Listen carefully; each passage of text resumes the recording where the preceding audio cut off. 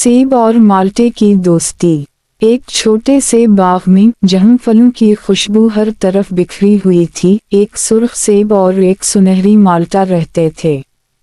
दोनों के दरमियान दोस्ती की एक खास कहानी थी जो इन्हें हमेशा करीब रखती थी। सेब हमेशा अपनी सुर्ख रंगत और चमक के लिए मशहूर था।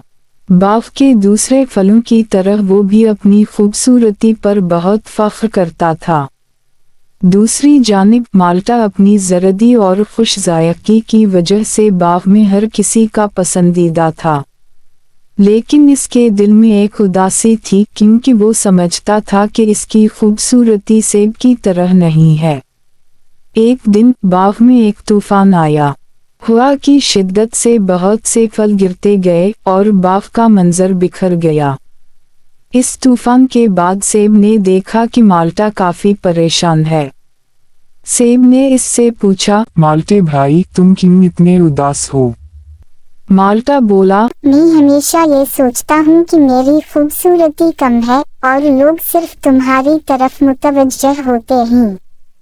सेब ने उसे तसल्ली देते हुए कहा, तुम्हारी खूबसूरती मुख्तलिफ है और तुम्हारा जायका भी लाजवाब है। हर फल का अपना एक खास मकाम होता है। माल्टा ने कहा, पर फिर भी तुम्हारी चमक बहुत ज्यादा है। सेब ने मुस्कुरा कर कहा, देखो, तुम्हारी खुशबू और जायका मुझे भी पसंद हैं। हम दोनों की दोस्ती इस बात का सबूत है कि हर कोई अपनी जगह खास है। उसी दौरान बाग के दूसरे फल भी इस गुफ्तगू को सुन रहे थे। एक नाशपाती बोली, सच तो ये है कि हर फल की अपनी खूबी होती है।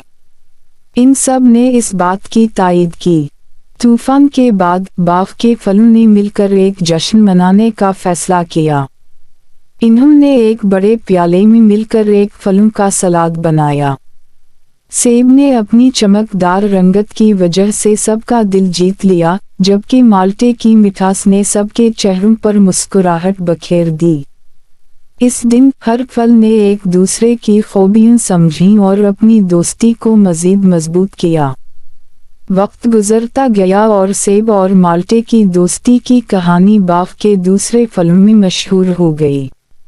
हर कोई जानता था कि दोस्ती में एक दूसरे की खूबियों की कद्र करना और एक दूसरे की हिमायत करना ज़रूरी है। ये दोस्ती न सिर्फ उनके लिए बल्कि बाग के दीगर फलों के लिए भी एक मिसाल बन गई। आखिरकार सेब और माल्टा ये समझ गए कि दोस्ती में खूबसूरती का नहीं बल्कि मोहब्बत और एहतराम का अमल दखल होता है। उनकी कहानी ने यह साबित किया कि अगर दिल से एक दूसरे की कद्र की जाए तो कोई भी दोस्ती मजबूत बन सकती है, चाहे वो कितनी ही मुख्तलिफ क्यों ना हो। इस तरह बाग में सेब और माल्टे की दोस्ती ने सबको ये सिखाया कि हर फल की अपनी अहमियत होती है और दोस्ती की हकीकत उसी में पोशीदा है कि हम एक दूसरे की खूबियों को तस्लीम करें और उनका एहतराम करें। उनकी कहानी आज भी बाग में गूंजती है। हर नए फल के लिए एक सबक है कि दोस्ती में सबका मकाम खास है।